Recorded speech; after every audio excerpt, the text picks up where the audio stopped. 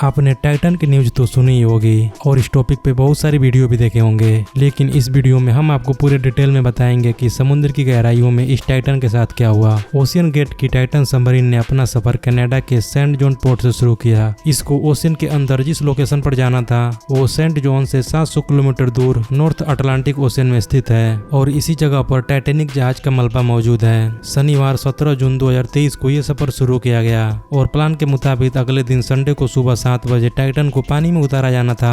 आपको बता दें कि टाइटन को समुद्र में उतारने से पहले उसमें एक मिस्टेक नोटिस किया गया था, लेकिन उस चीज को नजरअंदाज करके टाइटन को ओशन में उतार दिया गया। इस सफर में टोटल 5 लोग मौजूद थे। पहले नंबर पे स्टोकटन रस जो ओशियन गेट के सीईओ भी थे। ये अमेरिकन कंपनी ओशियन टूरिज्म के लिए सबमर्सिबल्स बनाती है। दूसरे नंबर पे 77 साल के पाउल हेनरी थे, जिन्होंने पहले भी टाइटैनिक को विजिट किया था। ये शिप रेक के एक्सपर्ट थे और इनको टाइटैनिक के बिखरे हुए पार्ट्स की काफी जानकारी थी। तीसरे नंबर पे एक्सन एविएशन के फाउंडर हार्मिस हार्डिंग थे। इन्होंने जेफ बेजोस के साथ स्पेस में भी ट्रेवल किया था।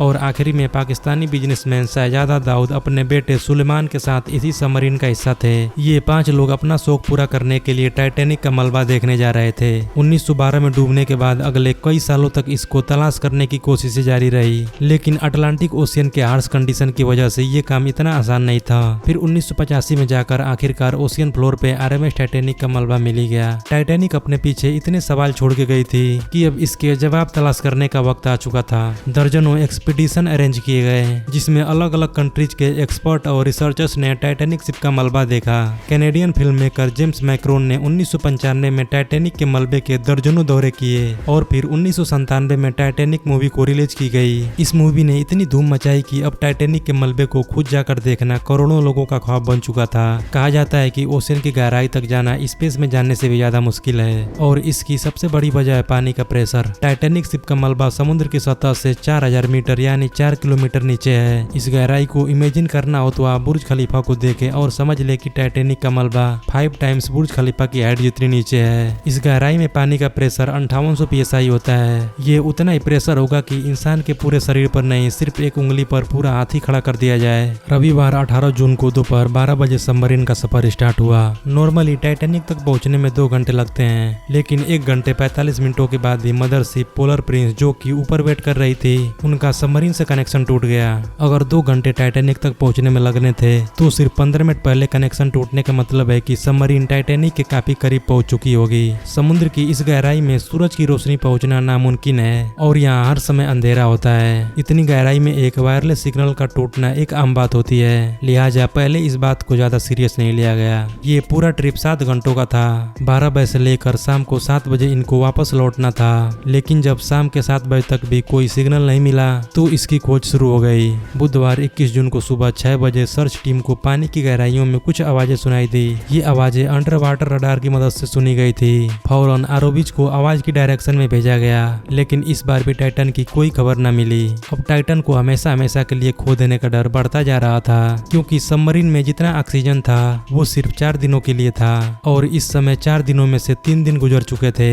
लेकिन यूएस, कनाडा, फ्रांस की सर्च टीम ने हिम्मत नहीं हारी। बृहस्पतिवार 22 जून को दोपहर 12 बजे आरोविच को टाइटैनिक के मलबे के पास भेजा गया। वहां पहुंचकर जो देखा गया वो बाकी दिल दहलाने वाला मंजर था। लगभग 3:40 पर आरोविच, जो कि टाइटैनिक के मलबे के पास पहुंच चुकी थी, उसने टाइटन का एक छोटा सा हिस्सा टाइटैनिक से सिर्फ 1600 फीट पर पड़ा हुआ देखा। जो देखने गई थी टाइटैनिक के मलबे को, अब उसका मलबा ही पूरी दुनिया में हेडलाइन बन गया। इसका सिर्फ एक ही मतलब है कि सबमरीन पानी का प्रेशर बर्दाश्त न कर सकी और समुद्र की गहराइयों में ही फट गई। इस खबर ने पूरी दुनिया में जैसे हड़कंप सी मचा दी। ओशियन गेट की सेफ्टी पर कई सवाल खड़े किए जाने लगे।